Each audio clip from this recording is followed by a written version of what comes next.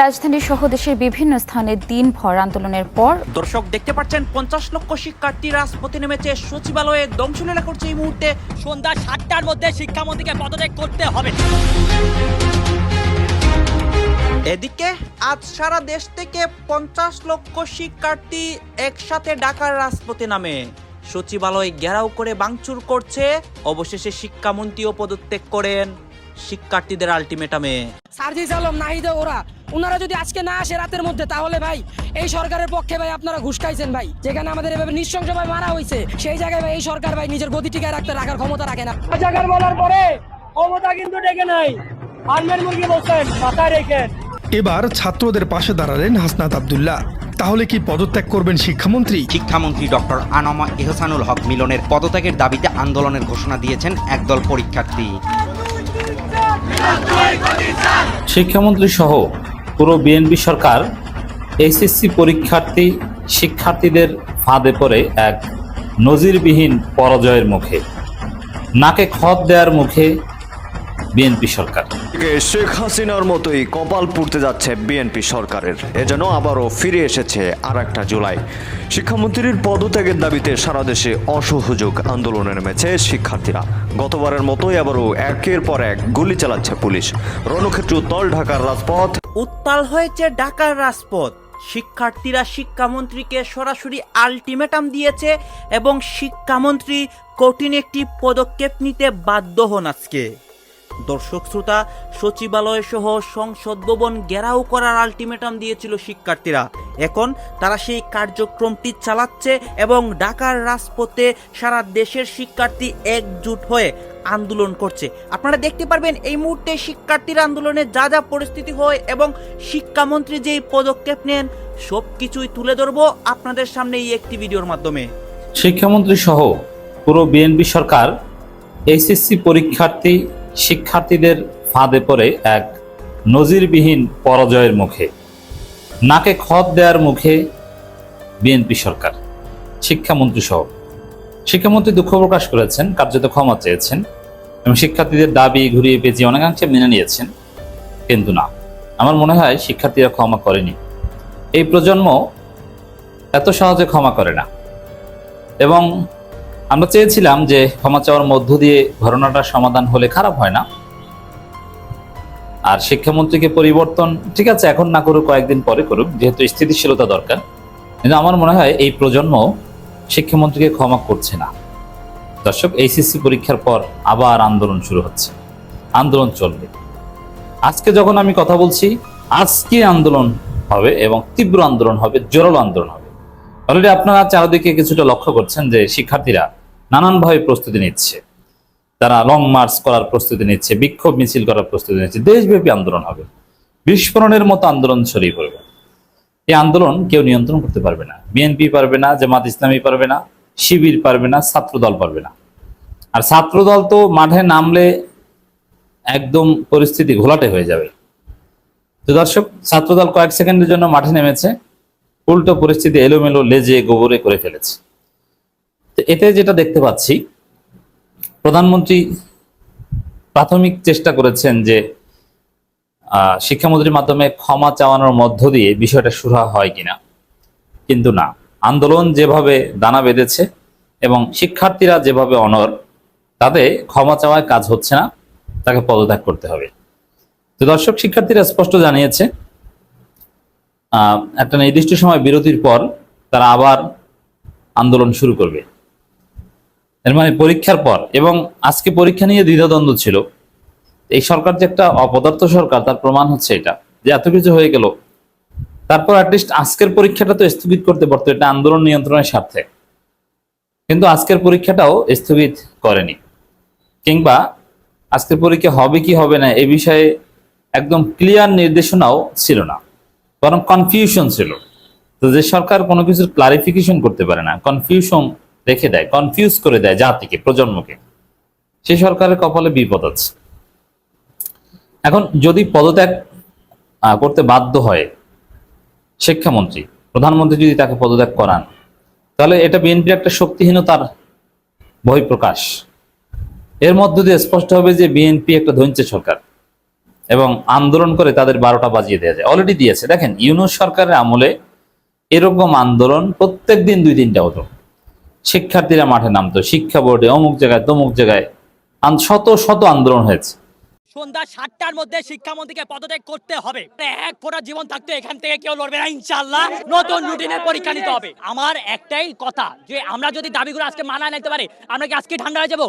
না, আমাদের কর্মসূচি কালকে ঠিক পরীক্ষার পরে আবার একই নিয়মে চলতে থাকবে ইনশাআল্লাহ। আমরা সেটা জানাবো এবং যদি এটা আমি কালকে ভাই দাবিগুলো এখন যদি মাইনা নেওয়া না হয়, যদি মাইনা নেওয়া না হয় আপনারা কি আপনাদের যে রুটিন আছে সেই রুটিন অনুযায়ী পরীক্ষা দিতে চাচ্ছেন নাকি পরিবর্তন চাচ্ছেন? আমরা পরীক্ষা দিতে চাচ্ছি না, আমরা পরীক্ষা স্থগিত করার ঘোষণা দিয়েছি এবং নতুন রুটিনের পরীক্ষা নিতে হবে এবং নতুন রুটিনের পরীক্ষা নেওয়ার মাধ্যমে প্রশ্নপত্রের মানও কয়টা পরীক্ষা আপনারা স্থগিত চাচ্ছেন? আপনাদের প্রিভিয়াস যে পরীক্ষাগুলো এরকম ডিরেক্ট প্রশ্ন করে আমাদের থেকে কভারেজ নিয়ে লাভ নাই। আমরা কয়টা পরীক্ষা প্রশ্ন উপরাখতে চাচ্ছি না, আমরা কালকে থেকে পরীক্ষা স্থগিত করার দাবি জানাচ্ছি এবং নতুন রুটিন করার দাবি জানাচ্ছি। শেষ কথা ক্লিয়ার? এটাই ক্লিয়ার।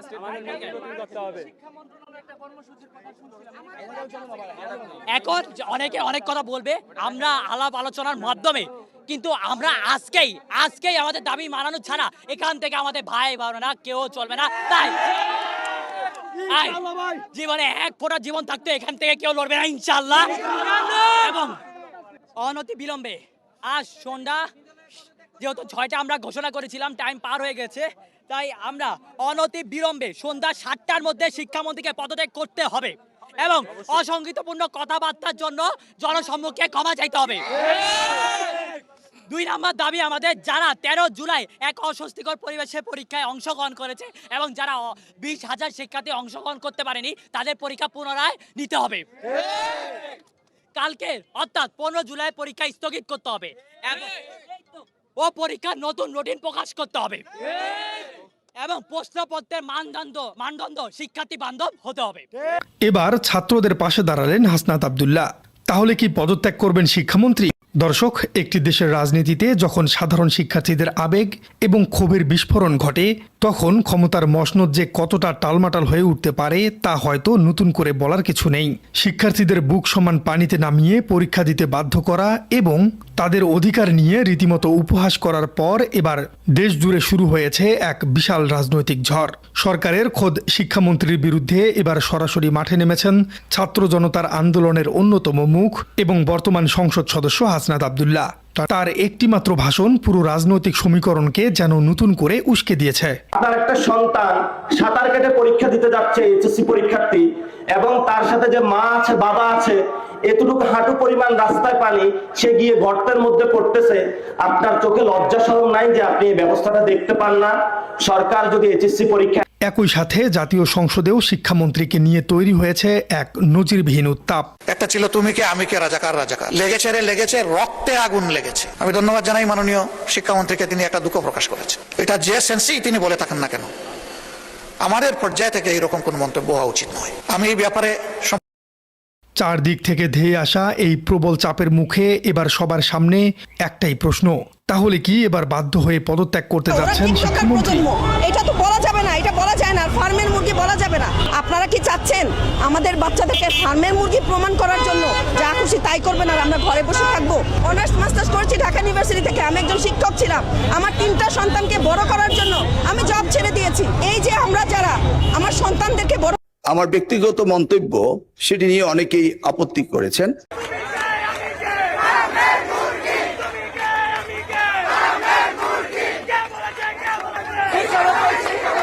আমি এইভাবে মিটিংয়ে বলতেছিলাম যে এত ফার্মের মুরগি, এগুলি তো মাথায় বৃষ্টি করলেই জল আসে। বাংলাদেশের রাজপথে নতুন স্লোগান এটি, কিন্তু এই স্লোগান জন্ম নেয়নি কোনো রাজনৈতিক দলের কার্যালয়ে, কোনো ছাত্র সংগঠনের কেন্দ্রীয় কমিটিও এটি তৈরি করেনি। একটি ফোন আলাপ, একটি দায়িত্বশীল মন্ত্রীর কয়েকটি শব্দ এবং দুর্যোগের মধ্যে আটকে পড়া পরীক্ষার্থীদের জমে থাকা ক্ষোভ, এই 3টি উপাদান মিলেই একটি কথাকে কয়েক ঘন্টার মধ্যে রাজনৈতিক স্লোগানে পরিণত করেছে তারা। প্রশ্ন হলো, এই ফার্মের মুরগিদের রাজপথে নামতে বাধ্য করল কে?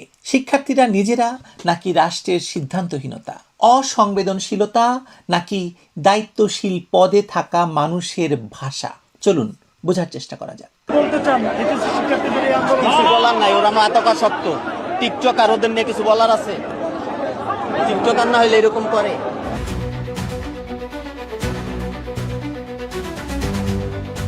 দেশের বিভিন্ন অঞ্চল যখন প্রবল বৃষ্টি, জলাবদ্ধতা এবং বন্যায় বিপর্যস্ত, তখন এইচএসসি পরীক্ষার্থীদের পরীক্ষা দিতে হয়েছে।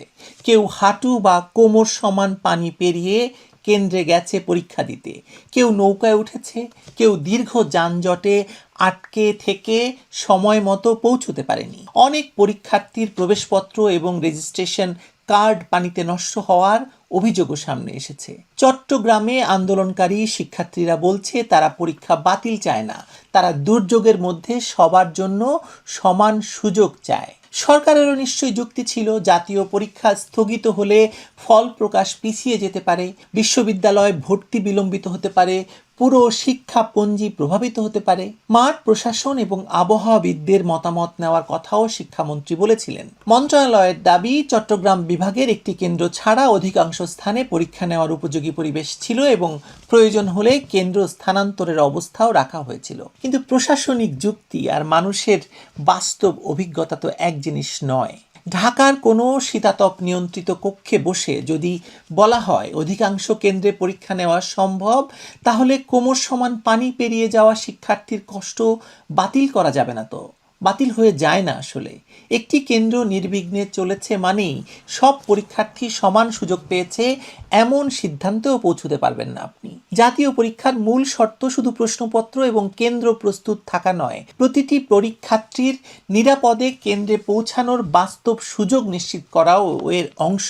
এই সংবেদনশীল মুহূর্তেই শিক্ষামন্ত্রীর ফোন আলাপ প্রকাশ্যে আসে। কথোপকথনে তাকে বলতে শোনা যায়, পুরো কথোপকথনে মন্ত্রী বলেছেন তিনি নিজে পরীক্ষা স্থগিতের পক্ষে ছিলেন, কিন্তু বৈঠকে নাকি অন্যান্যরা রাজি হননি। তিনি একটি সভায় অন্য এক অভিভাবকের বক্তব্যের প্রসঙ্গ টেনে মন্তব্যটি করেছিলেন বলেও শিক্ষামন্ত্রীর পদত্যাগের দাবিতে বিক্ষোভরত শিক্ষার্থীদের মধ্য থেকে স্লোগান উঠেছে, তুমি কে আমি কে, ফার্মের মুরগি ফার্মের মুরগি। কেন এই স্লোগান? এই স্লোগান শুনলে তো আমাদের পিলে চমকে ওঠে। নিশ্চয়ই কোন দিকটাকে ইঙ্গিত করতে চাইছি বুঝতে পারছেন। কিন্তু কেন এই ধরনের স্লোগান? শিক্ষার্থীরা যখন বর্তমান শিক্ষামন্ত্রীর বিভিন্ন কর্মকাণ্ডে অস্থির হয়ে উঠল, তারা নানানভাবে ট্রোল করা শুরু করলো শিক্ষামন্ত্রীকে, তখন শিক্ষামন্ত্রী বিরক্ত হয়ে সম্ভবত কোনো এক অনুষ্ঠানে বা সাংবাদিক প্রশ্ন উত্তরে তিনি বলছিলেন যে এই শিক্ষার্থীরা তো ফার্মের মুরগি। প্রশ্ন হচ্ছে, ফার্মের মুরগি বানালো কে বা কারা? ডক্টর ইউনূস যে পুরো একটা প্রজন্মকে শেষ করে দিয়ে গেছে, সে কথা তো নতুন করে বলতে হবে না। ডক্টর ইউনূস তার সাম্রাজ্য সুরক্ষায় রাখতে শিক্ষার্থীদেরকে পড়ার টেবিল থেকে বিমুখ করে তুলেছিলেন। তিনি তাদেরকে সামাজিক ব্যবসা শিখিয়েছেন, তিনি তাদেরকে মব শিখিয়েছেন, যখন তখন যেমন ইচ্ছা যত্র তত্র নানান দাবি নিয়ে মাঠ গরম করা শিখিয়েছিলেন। এ কথা তো সত্য যে এদেশে একটা সময় পরীক্ষায় নকল মহামারী আকার ধারণ করেছিল। সেই জায়গা থেকে বাংলাদেশকে মুক্ত করেছিলেন আজকের এই শিক্ষামন্ত্রী এহসানুল হক মিলন সাহেবই, যখন তিনি 2001 থেকে 2006 পর্যন্ত শিক্ষা প্রতিমন্ত্রীর দায়িত্ব ছিলেন। নকলের বিরুদ্ধে তিনি এক প্রকার জিহাদ ঘোষণা করলেন। তিনি হেলিকপ্টারে করে এক জেলা থেকে আরেক জেলায় ছুটে যেতেন বিভিন্ন পাবলিক পরীক্ষার সময়গুলোতে, নিজে নকল ধরতেন। একটা পর্যায়ে নকলমুক্ত বাংলাদেশ গড়ে উঠল, তিনি দারুণভাবে সফলতা পেলেন। কিন্তু সেই দারুণভাবে সফল মন্ত্রীটি বা সফল মানুষটি কেন বিএনপির এই সরকারের সময়ে এসে নানান ধরনের বিতর্কের জন্ম দিচ্ছেন? নানান কারণ রয়েছে। মন্ত্রিত্ব ধরে রাখতে হলে যে নানান ধরনের অযাচিত কাজের মধ্যে ঢুকে পড়তে হয়, তার প্রমাণও তিনি তুলে ধরছেন। সাম্প্রতিক সময়ে দেশের 7টি জেলা পানির নিচে ডুবে আছে।